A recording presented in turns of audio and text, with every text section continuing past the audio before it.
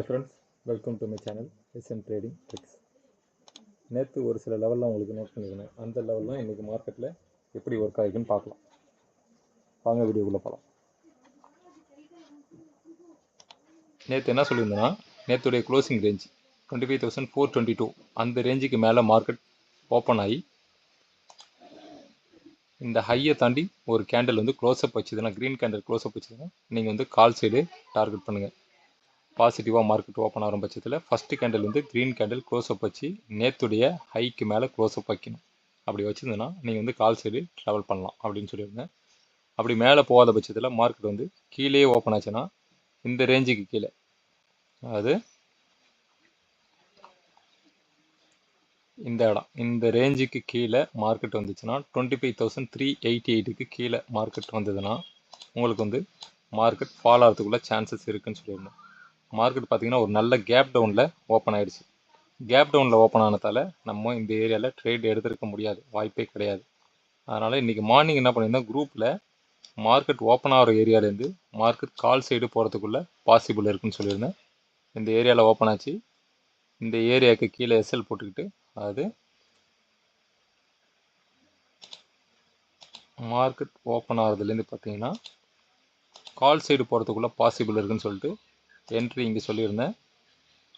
Target வந்து first target எப்பவுமே வந்து பிவோட் ரேஞ்சு தான். டார்கெட் வந்து இது வரையும் சொல்லியிருந்தேன், ரெசிஸ்டன்ஸ் வரையும் சொல்லியிருந்தேன். எஸ்எல் வந்து இந்த லோக்கு கீழே உங்களுக்கு வந்து எஸ்எல் நான் சொல்லியிருக்கேன்.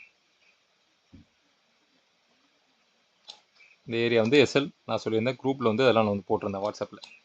பார்த்தீங்கன்னா டார்கெட் ஹிட் ஆகல, இருந்தாலும் உங்களுக்கு வந்து மார்க்கெட் ஒரு சைடு வேஸுக்குள்ளே வந்துருச்சு. சைடு வேஸ் ஜோனுக்குள்ளே உள்ளதால் இன்றைக்கி வந்து ட்ரேட் பண்ணக்கூடிய வாய்ப்பு இல்லை.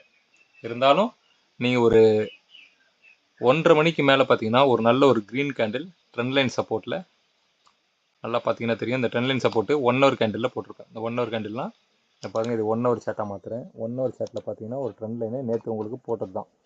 இந்த ட்ரெண்ட் லைனு நேற்று என்னோடய வீடியோவில் நான் போட்டிருப்பேன். இதை பாருங்கள், இந்த ட்ரெண்ட் லைன் சப்போர்ட்டில் மார்க்கெட் மேலே ஓப்பன் ஆகிருக்கு. ரீடெஸ்ட் எடுக்கிறதுக்கு கீழே வரும். கீழே வரப்போ இந்த ஏரியாவில் இருங்க, நான் இதை எடுத்துடுறேன். இந்த ட்ரெண்ட் லைனுக்கு மேலே மார்க்கெட் இந்த ட்ரெண்ட் லைனுக்கு மேலே வரப்போ நீங்கள் அங்கேருந்து ஒரு கால் சைடு எடுக்கலான்னு சொல்லியிருந்தேன். கால் சைடு எடுத்தால் மார்க்கெட் வந்து மேலே போகணும்னு சொல்லியிருந்தேன். இதை நோட் பண்ணி தான் உங்களுக்கு வந்து கால் சைடு இன்றைக்கி வந்து ட்ரேட் எடுக்கலாம் நான் வாட்ஸ்அப்பில் போட்டிருந்தேன். சரிங்களா? கொஞ்சம் நேரம் மார்க்கெட் சைடு வேஸில் போயிட்டு அதுக்கப்புறம் ஒரு பாசிட்டிவாக முடிஞ்சிருக்குது மார்க்கெட். ஓகேங்களா? இது வந்து இன்றைக்கி வந்து ஒரு ரேஞ்ச் பவுனுக்குள்ளே ஆகிடுச்சு. இருந்தாலும் நீங்கள் இந்த ட்ரெண்ட் லைனில் மார்க்கெட் சப்போர்ட் எடுக்கிறப்போ ஒரு நல்ல ப்ராஃபிட் புக் பண்ணியிருக்கலாம். எப்படி சொல்கிறேன்னா, மார்க்கெட் பார்த்தீங்கன்னா 5 மினிட்ஸ் கேண்டிலில் வைங்க. 5 மினிட்ஸ் சார்ட் பார்த்தீங்கன்னா இந்த ட்ரெண்ட் லைனில் சப்போர்ட் எடுத்து இது மேக்ஸிமம் பார்த்தீங்கன்னா எத்தனை முறை இந்த ஏரியாவில் சப்போர்ட் எடுத்துருக்குன்னு பாருங்கள். இந்த ஏரியாவில் கண்டினியூஸாக பார்த்தீங்கன்னா சப்போர்ட் கண்டினியூவாக எடுத்துருப்பாங்க. இந்த பாருங்கள், இந்த ஏரியாவிலேருந்து எத்தனை முறை மார்க்கெட் வந்து சப்போர்ட் எடுத்துருக்கு தெரியுதுங்களா? கண்டினியூஸாக இந்த இடத்துல சப்போர்ட் எடுக்கிறதால தான் மார்க்கெட் அங்கேருந்து ஃபால் ஆன உடனே இந்த ஏரியாவில் ஒரு என்ட்ரி கொடுங்கன்னு சொன்னேன். என்ட்ரி எடுத்திங்கன்னா நீங்கள் எப்படி பார்த்தீங்கன்னா ஒரு 20 பாயிண்ட்ஸாவது நீங்கள் வந்து எடுத்துருக்கலாம். மேலே இந்த ரெசிஸ்டன்ஸ் வரையும் போகணும். மார்க்கெட் கீழே ஓப்பன் ஆகிடுச்சுன்னா அதில் சப்போர்ட் எடுத்து மார்க்கெட் மேலே போகணும்னு சொல்லியிருந்தேன். அதே மாதிரி மார்க்கெட் கீழே ஓப்பன் ஆச்சு. அதே மாதிரி ட்ரெண்ட் லைனுக்கு மேலேயும் மார்க்கெட் வந்து சப்போர்ட் எடுத்தது. அதனால் மார்க்கெட் மேலே போகிறதுக்குள்ள சான்சஸ் இருக்குதுன்னு சொல்லியிருந்தேன். அதனால் மார்க்கெட் மேலே போயிருக்குது. இந்த ஏரியாவில் நீங்கள் வந்து புட் சைடு எங்கேருந்து கீழே வந்தால் புட் எடுக்கலாம்னு சொல்லியிருந்தேன். மார்க்கெட் கேப் டவுனில் ஓப்பன் ஆனதால் இந்த ஏரியாவில் சப்போர்ட் இருந்துச்சு. இதுலேருந்து மார்க்கெட் மேலே போகிறதுக்குள்ள சான்ஸ் இருக்குதுன்னு சொல்லியிருந்தேன். ஃபஸ்ட்டு ரெசிஸ்டன்ஸ் வரையும் போட்டு வச்சுருக்கிறேன். இது வரையும் போகிறதுக்குள்ள சான்சஸ் மார்க்கெட்டில் இருக்குதுன்னு சொல்லியிருந்தேன். அதே மாதிரி மார்க்கெட் அது வரையும் போயிருக்குது. சரிங்களா? இந்த ரெசிஸ்டன்ஸ் ஜோன் பார்த்தீங்கன்னா நீங்கள் நோட் பண்ணிங்க. இது வந்து உங்களுக்கு வந்து ஒரு ஃபஸ்ட்டு ரெசிஸ்டன்ஸ். இதுக்கு மேலே மார்க்கெட் நாளைக்கு இந்த ஏரியாவுக்கு மேலே க்ளோஸ்அப் வைக்கணும். இதுக்கு மேலே மார்க்கெட் க்ளோஸ்அப் வச்சாதான் அகெயின் ஒரு ரீடெஸ்ட் திரும்ப மார்க்கெட் மேலே போகும். புரியுதுங்களா? இதுக்கு மேலே மார்க்கெட் க்ளோஸ்அப் வைக்கணும். ஃபஸ்ட்டு கேண்டில் க்ரீன் கேண்டிலாக இருந்து இந்த ரேஞ்சுக்கு மேலே மார்க்கெட் வந்து ஒரு க்ளோஸ்அப் வச்சாதான் ஓப்பன் ஆகி இந்த ரேஞ்சுக்கு மேலே க்ளோஸ்அப் வைக்கணும். க்ரீன் கேண்டில் போகணும். இல்லை ஒரு கேப் அப்பில் ஓப்பன் ஆனால் கூட, கேப் அப்பில் ஓப்பன் ஆச்சுன்னா மார்க்கெட் ரீடெஸ்ட் பண்ண கீழே வரும். அப்போ வந்து இந்த லெவல் வரைக்கும். புரியுதுங்களா? மார்க்கெட் கேப் அப்பில் ஓப்பன் ஆச்சுன்னா, இருங்க நான் இதை எடுத்துடுறேன். கேப் அப்பில் மார்க்கெட் ஓப்பன் ஆச்சுன்னா மேலே இருந்து பார்த்தீங்கன்னா மார்க்கெட் ரீடெஸ்ட் பண்ண ஒரு கேப் அப்பில் ஓப்பன் ஆகும். இந்த ரெசிஸ்டன்ஸ் இதில் ஓப்பன் ஆச்சுன்னா மார்க்கெட் கீழே வரும். வந்ததுன்னா இந்த ஏரியாவில் சப்போர்ட் எடுத்து அகைன் மார்க்கெட் வந்து மேலே போகிறதுக்குள்ள சான்சஸ் இருக்குது. புரியுதுங்களா? இது வந்து நாளைக்கு மார்க்கெட் ஓப்பன் ஆகிறதுக்கூடிய லெவல் ஷேப். நாளைக்கு மார்க்கெட் கேப் அப்பில் ஓப்பன் ஆனால் மார்க்கெட் அங்கேருந்து கீழே வந்து இந்த இடத்துல சப்போர்ட் எடுக்கக்கூடிய சான்சஸ் நாளைக்கு இருக்குது. புரியுதுங்களா? இந்த ஏரியாவில் சப்போர்ட் எடுத்து தான் பாருங்கள் லைன் போட்டு வைக்கிறேன். இந்த க்ரீன் லைனில் மார்க்கெட் சப்போர்ட் எடுக்க கேப் அப்பில் ஓப்பன் ஆனால் கீழே வந்து சப்போர்ட் எடுக்கும். சப்போஸ் இதில் சப்போர்ட் எடுக்கலை அப்படின்னா இன்னைக்குடைய க்ளோசிங் ரேஞ்ச் எவ்வளோ 25,317 இந்த ரேஞ்ச் வரையும் வந்துட்டு மார்க்கெட் வந்து பாசிட்டிவாக போகிறதுக்குள்ள சான்சஸ் அதிகமாக இருக்குது. ஓகேங்களா? அப்புறம் பார்த்தீங்கன்னா மார்க்கெட் வீக்லி கேண்டில் பார்த்தீங்கன்னா ஒரு நல்ல சப்போர்ட்னு சொல்லியிருந்தேன். வீக்லி சார்ட் வச்சு பார்த்தீங்கன்னா உங்களுக்கு மார்க்கெட்டுடைய சப்போர்ட் ரேஞ்சு நல்லா தெரியும்.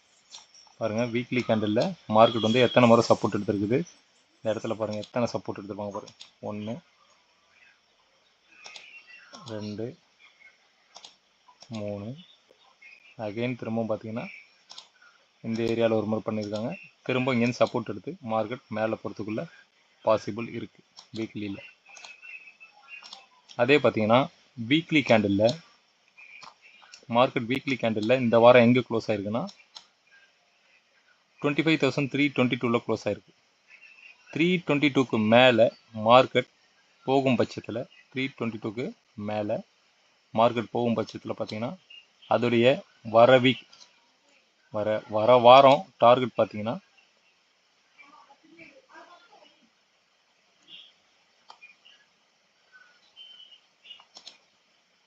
25,623 வரையும் போகிறதுக்குள்ள சான்சஸ் இருக்குது. வர வாரம் மார்க்கெட் கால் சைடு போகிறதுக்குள்ள பாசிபிள் இருக்குது வீக்லி கேண்டில். இப்போ நம்ம வந்து 5 மினிட்ஸ் சார்ட் பார்க்கலாம். மேக்ஸிமம் இன்ட்ராடே ட்ரேடிங் பண்ணுறவங்க வந்து 5 மினிட்ஸ் பார்ப்பாங்க, 15 மினிட்ஸ் பார்ப்பாங்க. இது ரெண்டில் நம்ம பார்த்தா தான் நம்ம ஒரு கன்ஃபர்மேஷனோட ட்ரேட் பண்ண முடியும். சரிங்களா? இப்போ பார்த்தீங்கன்னா நாளைக்கு, அதாவது சாட்டர்டே சண்டே விட்டுருங்க, மண்டே மார்க்கெட் ஓப்பன் ஆகிறப்போ இந்த ஏரியா அந்த லெவல்ஸ் நோட் பண்ணிங்க. உங்களுக்கு சப்போர்ட் ரெசிஸ்டன்ஸ் வந்து தெளிவாக போட்டிருக்கிறேன். மேலே இருக்குது ரெட் பாக்ஸ் பார்த்தீங்கன்னா ரெசிஸ்டன்ஸ். இந்த ஒரு ரெட் ஜோனும் நேற்று உங்களுக்கு வந்து ஒரு சப்போர்ட்டாக ஆக்ட் ஆகும்னு சொல்லியிருந்தேன். ஆனால் மார்க்கெட் அதில் சப்போர்ட் எடுக்காமல் ஃபால் ஆகிட்டு கீழே கேப் டவுன்லேருந்து ஓப்பன் ஆனதால் அது வந்து ரெசிஸ்டன்ஸ். அதனால் ரெட் கலர் பாட்டம் போட்டிருக்கிறேன். கீழே உங்களுக்கு வந்து சப்போர்ட், இந்த பாடி வந்து உங்களுக்கு வந்து சப்போர்ட்னா க்ரீன். சரிங்களா?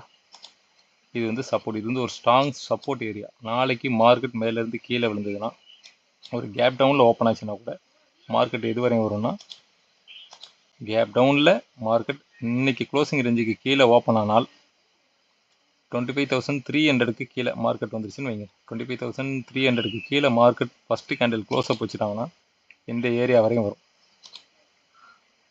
சரியா? இந்த ஏரியா வரையும் வரும். அது எந்த ரேஞ்சுக்கு கீழேனா 25,000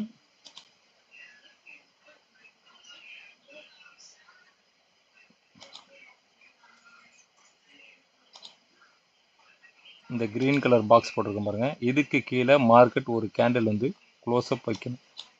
இங்கேருந்து ஓப்பன் ஆகிற மார்க்கெட் வந்து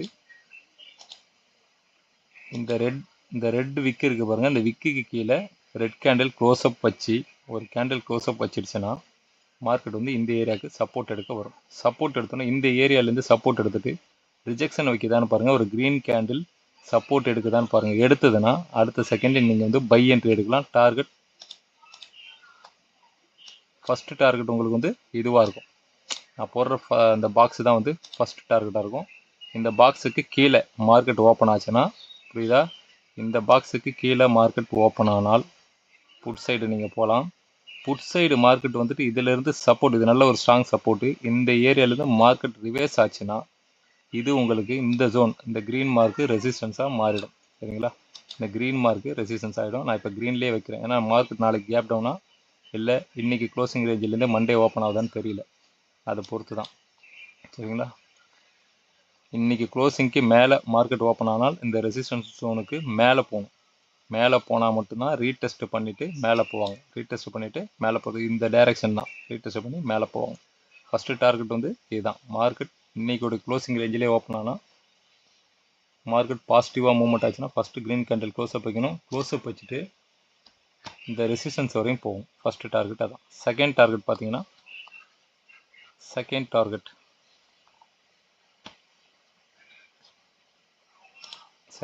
கொடுங்க. ஃபஸ்ட்டு டார்கெட்லேயே மேக்ஸிமம் வந்து ட்ரேடை வந்து க்ளோஸ் பண்ணிங்க. செகண்ட் டார்கெட் வரையும் வெயிட் பண்ணாதீங்க.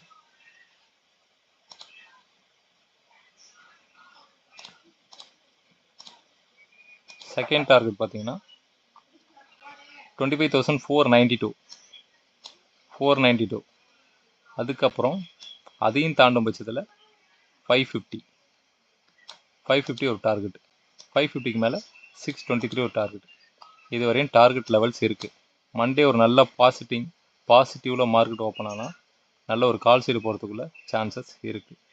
நெகட்டிவாக இருந்ததுன்னா மார்க்கெட் இன்னைக்கு க்ளோசிங் ரேஞ்சுக்கு கீழே ஓப்பன் ஆகி இந்த க்ரீன் பாக்ஸுக்கு கீழே ஒரு கேண்டில் க்ளோஸ்அப் வச்சா புட் சைடு ட்ரேட் பண்ணுங்கள். புட் சைடு ட்ரேடோடைய டார்கெட் பார்த்தீங்கன்னா இந்த சப்போர்ட் ரேஞ்ச் வரையும் வரும். இந்த சப்போர்ட் ரேஞ்சிலேருந்து மார்க்கெட் ரிவர்சல் கொடுத்து க்ரீன் பாடி போட்டு வந்தால் அடுத்த செகண்ட் கால் சைடு தாராளமாக போகலாம். ஃபஸ்ட்டு டார்கெட் இந்த க்ரீன் பாடி ரெசிஸ்டன்ஸ் ஆகிடும். இது செகண்ட், இது தேர்ட் டார்கெட் அங்கே வச்சுருக்கிறேன். ஓகேங்களா? இது வந்து மண்டே மார்க்கெட் ஓப்பனிங்க்கு உள்ள ரேஞ்ச். ஓகேங்களா?